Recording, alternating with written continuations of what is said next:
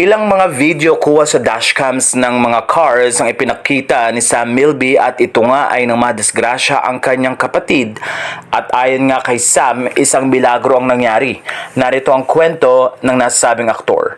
Milagro, yun ang nangyari sa ate ko last month. Definitely not the way she wanted to spend the holidays, but thank you Lord, she is safe and healing.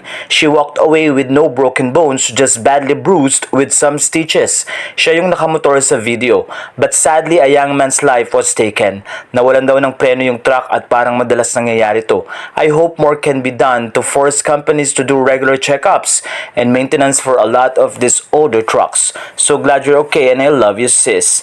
Sa puntong ito ay humingi din ng pasasalamat si Sam Milby sa nagbigay ng camera or recorded videos ng nasabing disgrasya. Nagbigay din naman ng pasasalamat ang mga kaibigan ni Sam at sinabing nagpapasalamat sila sa Diyos dahil walang nangyaring matindi kay Ada.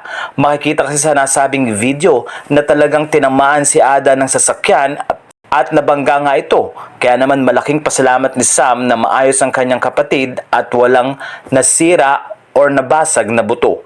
Tanging nagkaroon lamang ito ng mga pasa at ngayon nga ay kailangan magpahinga sa hospital at magpalakas.